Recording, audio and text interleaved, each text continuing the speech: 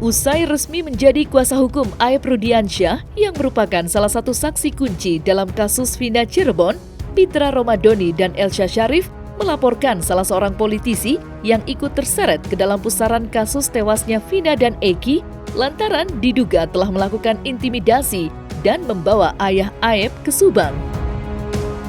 Ia tidak main-main, kuasa hukum Aep menggunakan kalimat yang lebih tegas dan keras, yakni menyandra ayah Aep. Dugaan ayah Aep dibawa oleh Deddy Mulyadi lantaran selama ini mantan Bupati Purwakarta itu getol melakukan investigasi untuk mengkonstruksi kasus tewasnya Vina dan Eki. Lantas, bukti apa yang dimiliki Pitra Romadhoni dan Elsa Sharif atas tuduhan keras dengan menyebut Deddy Mulyadi telah menyandra ayah Aep?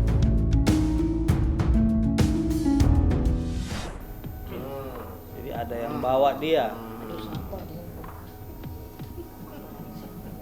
Kami ingin menyampaikan kepada rekan-rekan bahwasannya kami telah resmi menjadi kuasa hukum Aep Rudiansyah yang akan membela kepentingan hukum beliau karena saat ini banyaknya pemberitaan-pemberitaan terhadap beliau yang miring, apalagi saat ini kita lihat banyaknya yang menyerang beliau, sehingga menurut kami selaku kuasa hukum perlu diluruskan agar tidak menjadi opini liar di tengah-tengah masyarakat dan tidak bias di tengah-tengah masyarakat. Aep telah mendapatkan tekanan-tekanan dan menimbulkan ketakutan dari pemberitaan negatif dan sudah dilaporkan oleh tim dari yang bersama dengan Dede dan kawan-kawan yang tentunya wajib kita bantu karena tujuan melaporkan, tujuan mengintimidasi dan mencari-cari seperti seorang buron kepada klien kami ini, tujuannya hanya satu, memaksa agar Aep mencabut keterangannya yang telah dibacakan dalam persidangan di bawah sumpah, ya. Dan Aep yakin dan memang itu fakta yang sebenarnya karena dia bersama-sama dengan Dede. Dan karena itulah kita wajib mempertahankan kebenaran dan keadilan tersebut. Segala usaha-usaha dari pihak tersebut selain mendatangi orang tuanya, bapaknya Aep dengan tujuan menekan, mengintimidasi, menakut-nakuti untuk memberitahu kemana keberadaan Aep ini, dan kemudian karena bapaknya menolak, mereka terus mencari Aep menghilang. Kan tentu kalian sudah tahu semua. Setelah memberikan kuasa pada kami, ada gerakan yang lebih maju, yaitu pihak mereka mendatangi RT, dan RT ini mempengaruhi pamannya Aep, dan pada kemarin maghrib bersama pamannya Aep membawa orang tuanya Aep dan sampai ke rumah seseorang yang sudah kami laporkan, lagi dilaporkan oleh kami, dan ya sampai sekarang belum pulang, di mana Aep menjadi stres. Aep berusaha menghubungi, WhatsApp orang tersebut tapi tidak jawab, dan kelihatannya memancing Aep untuk datang dan akan ditekan. Jadi ini saya tidak mengerti mengapa kondisi-kondisi ini sangat buruk, cara-cara yang sebetulnya merupakan suatu tindak pidana, menekan seseorang. Tujuannya apa sih orang ini?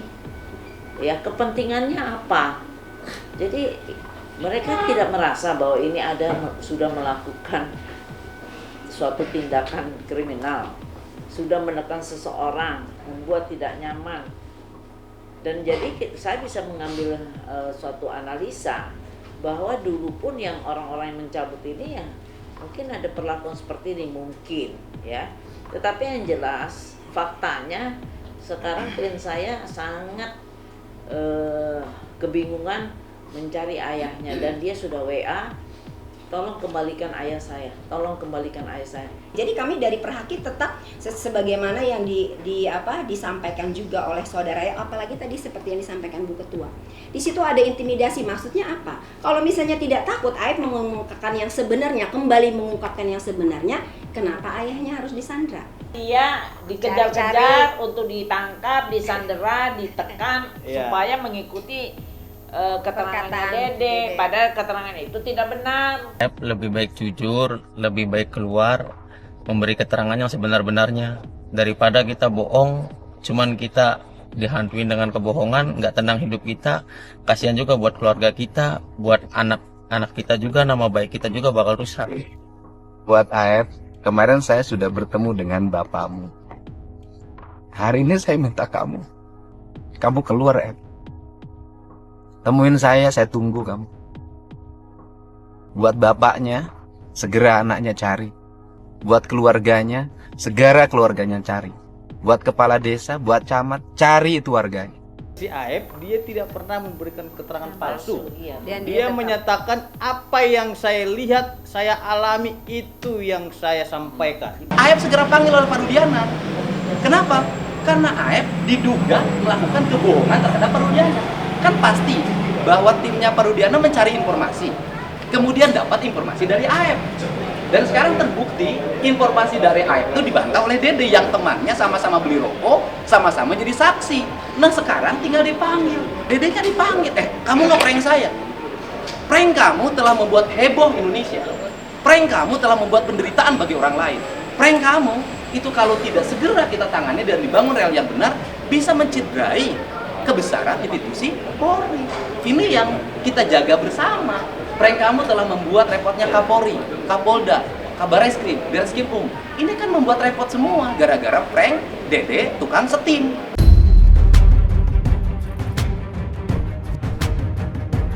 Deddy Mulyadi belakangan ini menjadi sorotan. Mantan Bupati Purwakarta 2 periode itu tidak hanya berurusan dengan pihak Aib, tetapi juga dengan pihak dari Ibtu Rudiana. Bahkan, Deddy Mulyadi sudah dilaporkan oleh Ibtu Rudiana dengan dugaan pencemaran nama baik. Dan baru-baru ini Hotman Paris Hutapea yang menjadi kuasa hukum keluarga Vina menyentil sepak terjang Deddy Mulyadi yang menurutnya kelewat batas dalam menyelami kasus tewasnya Vina. Hotman mempertanyakan motif dibalik sepak terjang Deddy Mulyadi dalam membela para narapidana pada kasus Vina Cirebon. Benarkah ada unsur politik? Deddy Mulyadi, aku juga bingung itu orang, ya. Kok ngapain dia maju ke persidangan? Dia kan bukan saksi. Sudah cukup lah, dia udah populer, mudah-mudahan cepat terpilih nanti siapa calon apa? Nah, udah cukup lah kampanye, udah cukup lah Mas, ya. Udah selesai lah itu, janganlah terus-terusan itu berlanjut terus ya. Anda tidak memenuhi syarat sebagai saksi kok, ya. Oke, kalau kalah populer, Anda masih kalah sama gua populernya, oke? Saya itu ingin memisahkan aspek politik dan aspek kemanusiaan.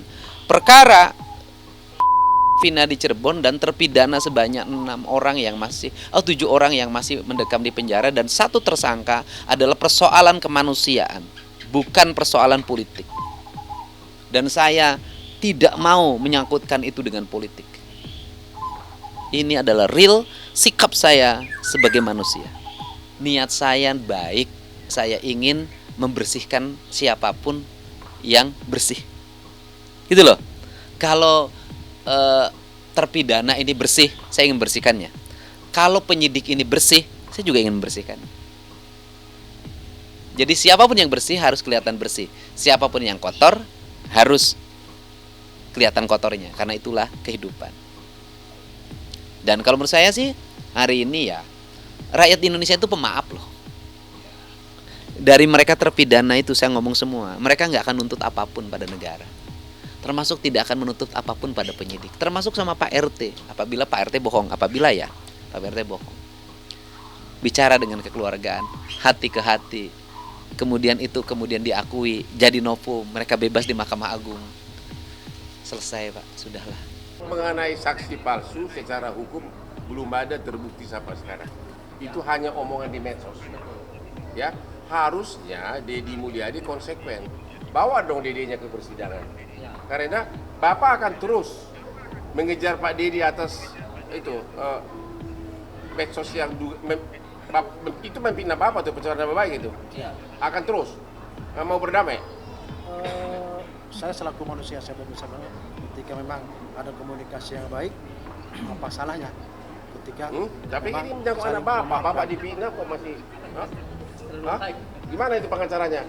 Oh ini Bapak almarhum kok baik banget sih? Enggak, kalau kita enggak ada. lanjut. Ketika sudah melihat keterangan Dede seperti ini, semestinya Pak Rudiana mencari AF tadi. Kemudian ke AF bertanya, kamu bener nggak sih dulu itu?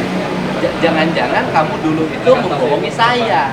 Sehingga seluruh proses ini bisa dibicarakan tidak saling menentang, tetapi saling berkomunikasi, kemudian saling berkumpul. Karena esensinya adalah Pak Rudiana dulu kan ingin melakukan investigasi, penyelidikan dan penyidikan untuk mencari siapa dari pelaku terhadap Eki dan Dina. Pak Rudiana hari ini harus kooperatif untuk berkomunikasi, duduk bareng, yuk kita cari sama-sama apa yang terjadi, peristiwa yang dialami oleh Eki dan Dina, walaupun vonisnya sudah berkekuatan hukum tetap. Ini cara, karena dalam diri Pak Rudiana itu melekat sebagai anggota Polri, yang di situ ada fungsi melayani, mengayomi, dan melindungi. Siapa yang harus diayomi dan dilindungi adalah warga, termasuk di dalamnya Dede.